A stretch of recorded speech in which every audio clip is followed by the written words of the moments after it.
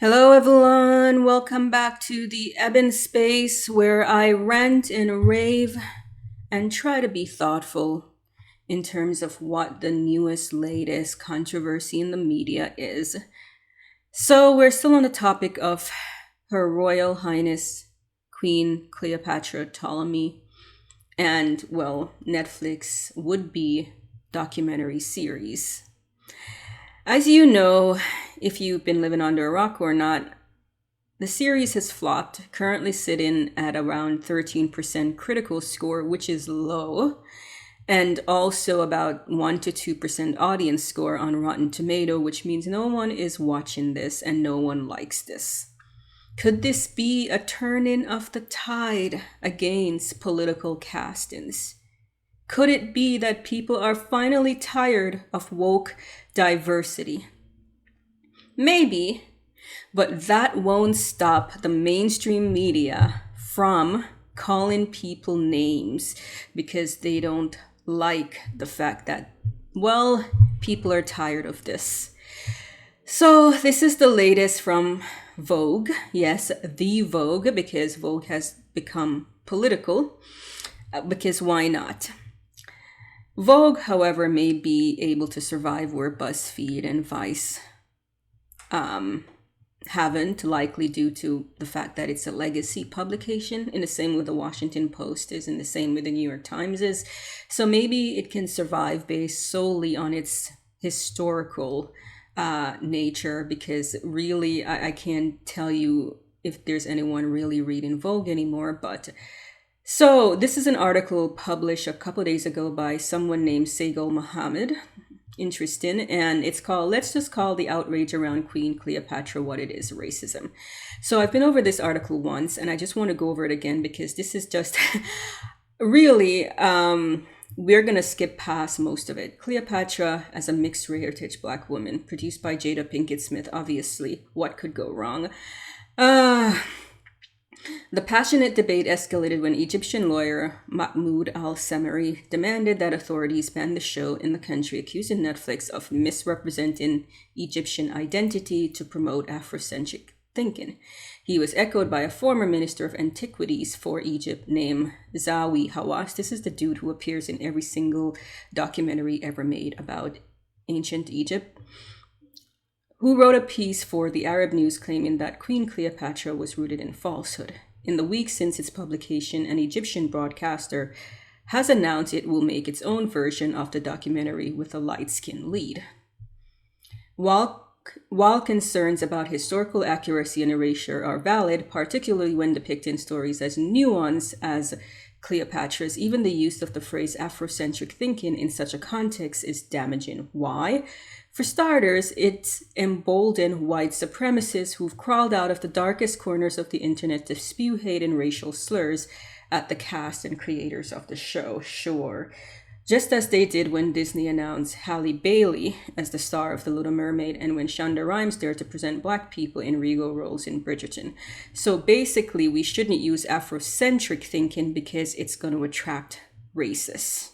The fear of the racists. That's why we shouldn't do this.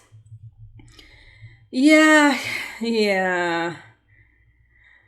Blah, blah, blah. Adele James was bombarded with racial slurs. I don't obviously support that, but although it's also worthy to note that Adele James has been doubling down on calling other people evil and racist for criticizing it. So, if you're going to fight with the fans, they're going to respond in kind.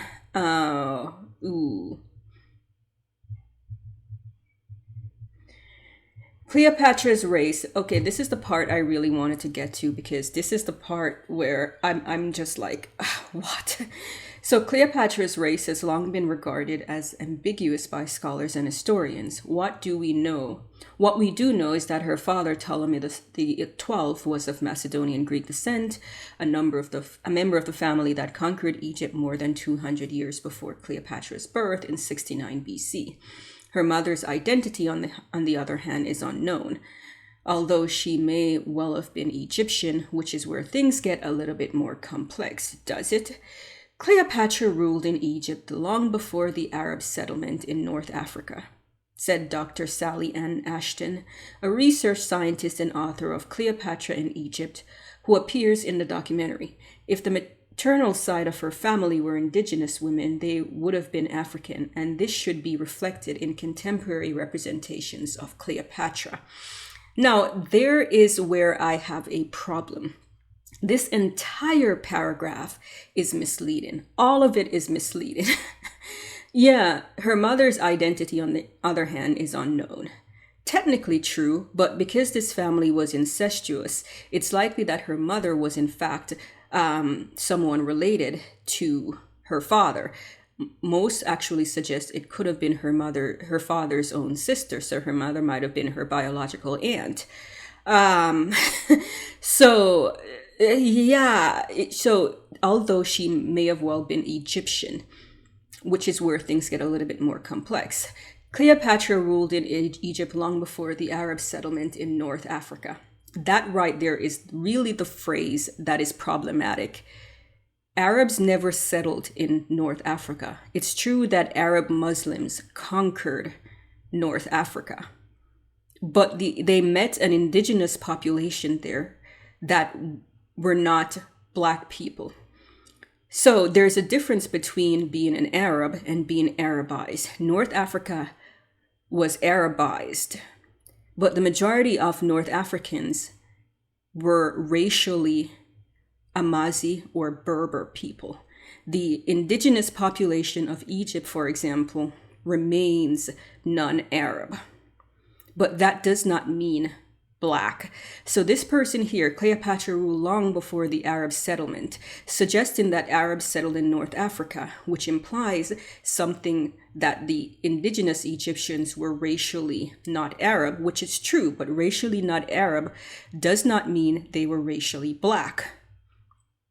She goes on to say if the maternal side of her family were indigenous women, they would have been African, which again is extremely deceptive. What do you mean by African? What do you mean by Egyptian? Not being Arab doesn't mean the person was Black. And it's obvious here there's some vagueness intentionally on this woman's part. Dr. Ashton would have been African, would have been Egyptian. Neither of those things are synonymous with being of Black African descent. Again, Arabization is not the same as being Arab. The people of North Africa are Arabized, but they're not necessarily ethnically Arab. Most are ethnically Amazi Berber types.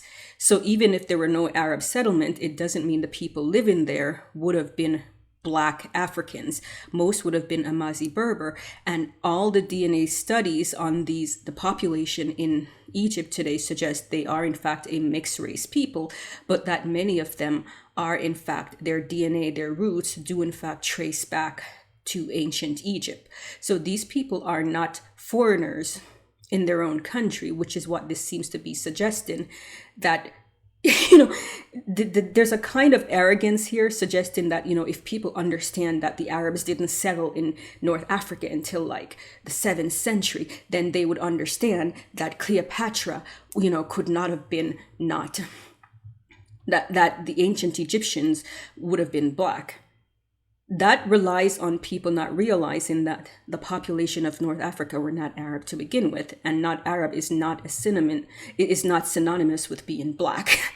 They were Amazi Berber types who were Arabized later on, but they were still Amazi Berber types. They were still indigenous Egyptians who were not necessarily Black. While there were Black DNA persons among them, and many of them may in fact have African DNA, they were not actually Black people.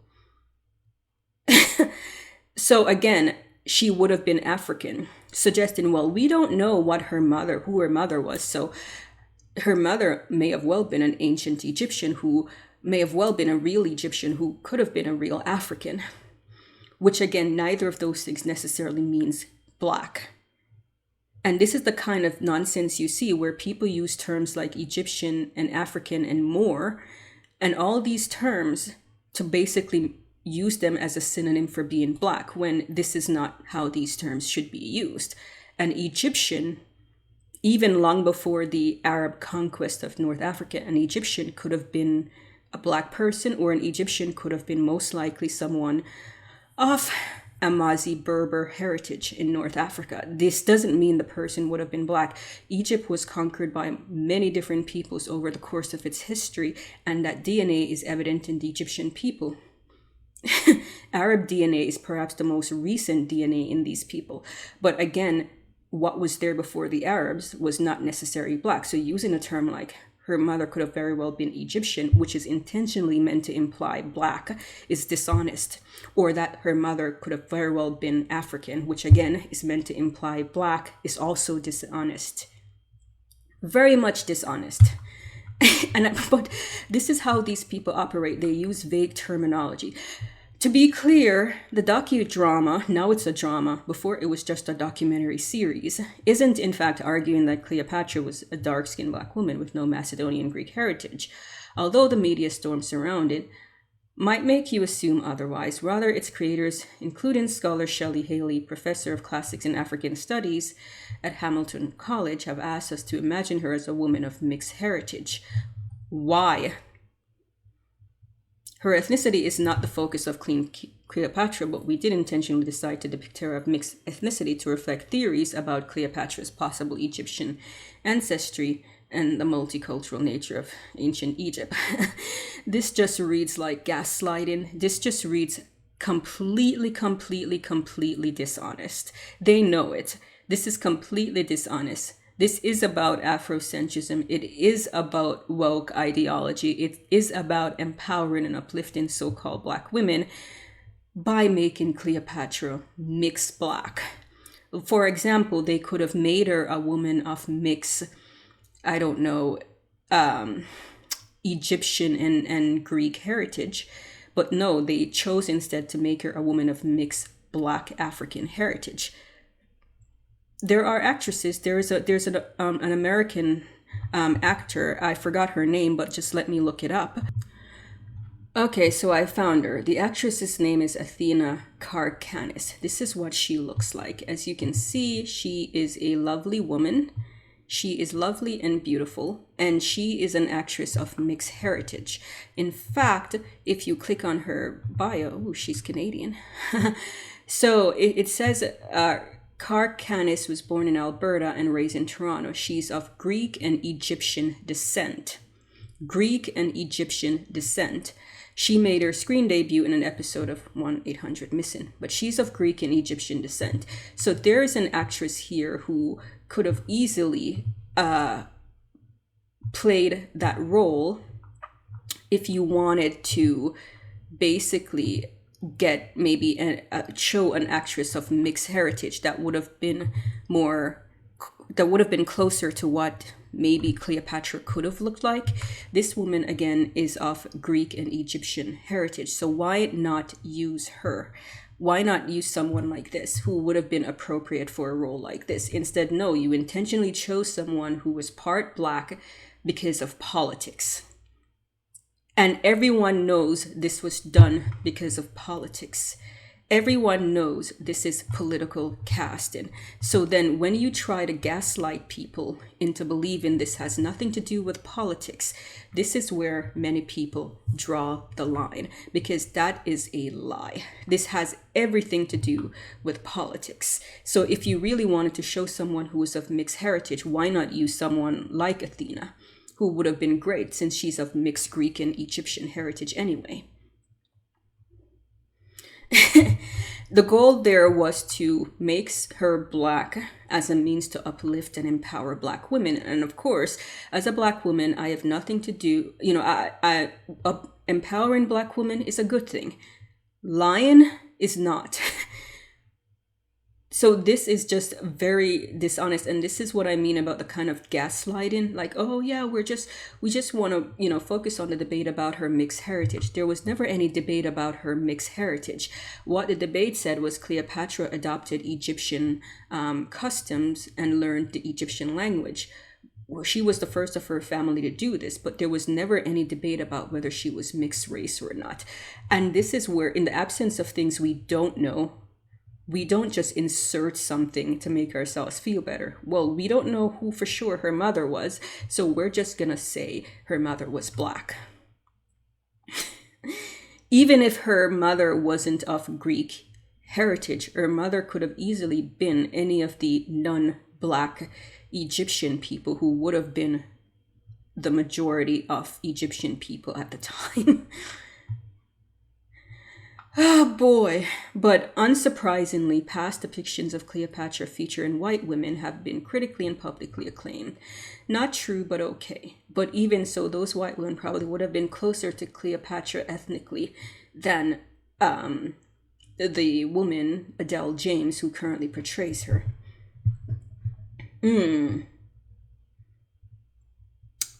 Not one of these women is Macedonian, Greek, or Egyptian, meaning their casting was no more authentic than James's. Oh, of course.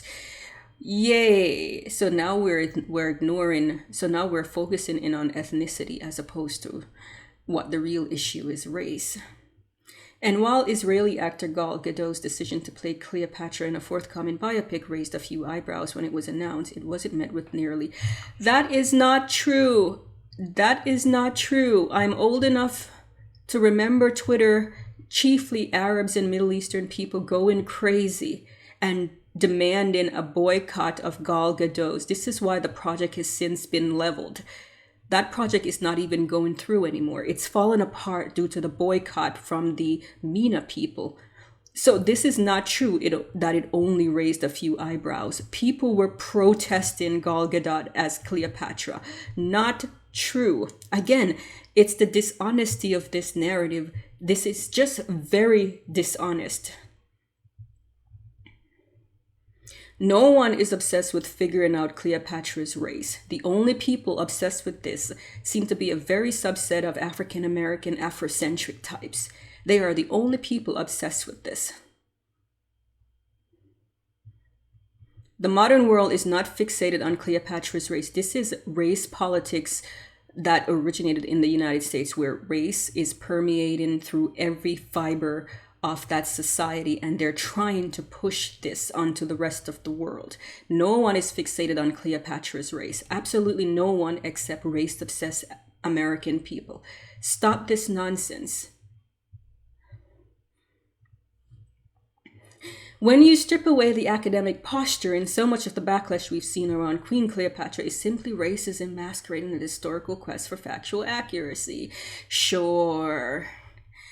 If there's one thing that the reaction to James's Queen Cleopatra has highlighted, it's that despite how progressive we may think we are now, the world still isn't ready to accept the idea of people of color thriving in historical context. Oh my God. No one cares if there's a non-white person in an historical role if the role is appropriate. Give me the Nigerian version of, give me a Black African queen who is legitimately a Black African queen.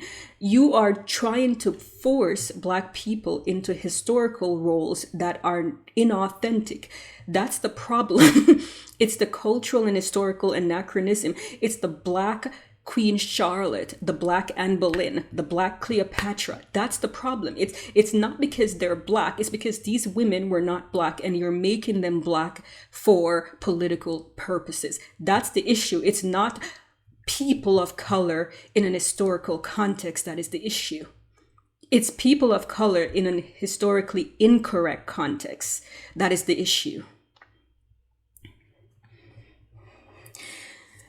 There was a time when not everything, oh my God, these people are so tone deaf. Believe it or not, there was a time when not everything revolved around Europeans and whiteness. Oh my God, God golly, I would never have guessed. Oh my goodness, I didn't even know that. Oh my God, you mean everything wasn't about white people? It's funny because you seem to think it was. This is why you can't seem to find any actual Black people to make documentaries about. You only seem to be able to find white people and then blackwash them. If everything wasn't about white people, why do you keep making, why do you keep casting Black actors in historically white roles? Why are we getting Black Anne Boleyn? Why are we getting Black Queen Charlotte? Why are we getting Black Cleopatra? Where are the actual Black equivalent of these people? This is the kind of tone-deaf projection that you see happening. Everything revolved around Europeans. No one said that. You're the ones making everything about Europeans and whiteness by intentionally only focusing on white people rather than make projects that are about Black people and other non-white peoples, projects that focus on the realities of Black people and African cultures and their history. You instead take white European things and just blackwash them. You take things that white people produce and you put Black faces on it, and then you try to project and gaslight people. Why do you have to make everything about Europeans? You're the ones doing that by making Cleopatra, Queen Charlotte, Anne Boleyn Black women. These are white European people. When you do that, what you're actually saying is we don't think anything south of the Sahara is good enough. Or we're too lazy to look into the actual history of Black Africans. So we instead will focus on white Europeans and just blackwash white European history and culture and heritage. You're the one doing that. So why are you gaslighting people? Until the lion learns to ride, every story will glorify the hunter. Do these people have any clue what they are saying? They're the ones doing that. You're the ones glorifying things. You don't seem to think anything has value unless it's white or European. The reason you keep blackwashing white European culture and historical figures. You're the one glorifying white people. Yes, tell your own stories, your real stories, not stories where you insert Black people into white European culture. Look at Bridgerton. Where it is obsessed with turning white European aristocracy into a multiracial aristocracy that promotes Black people. You're the ones glorifying white European culture and glorifying white European heritage. It's not the critics that are doing that. This is beyond tone deaf for me. I'm sorry. This is just completely bizarre and just completely, whoever this person is, the level of tone deafness, the level of just, it's shocking. This person basically had nothing to say. It's the same tired, stale arguments. Why don't you want to see Black women thriving? That's not the point of whether we want to see Black women thriving or not. These are two completely different things. Black women should thrive in their proper context. Actually glorify and promote actual Black queens, actual Black women in positions of power, actual Black women doing things in Black historical context. Instead, you take white historical context and you put a Black face on it, and then you turn around and accuse people of, centering whiteness. You're the one who seem to only value white people's things. You only value things when white people put value on it. Only then does it matter to you.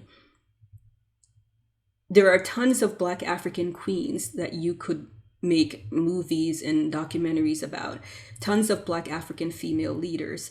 You instead choose to focus on the white European ones, and then you complain when people call you out for it, and you try to gaslight people. Anyway, folks, I know this is like, I'm just like, oh God, I'm so sick and tired of this. And here is Vogue, the Vogue magazine, the white savior that is platforming these people with these idiotic rants that make no sense whatsoever. No sense whatsoever. Where it's lots of vague language and lots of gaslighting and lots of tone-deaf, ironical statements that really just are nothing but projections. This is just a joke. But anyway, I think I've ranted enough because really I want my day back. So this is just like, when I read this, I was just like, I can't let this go. But let me know what you think about this article. Maybe I already know what you think, but let me know what you think. In the meantime, folks, I need some subscribers. So please subscribe, like, and share. And this is just, oh my God. Anyway.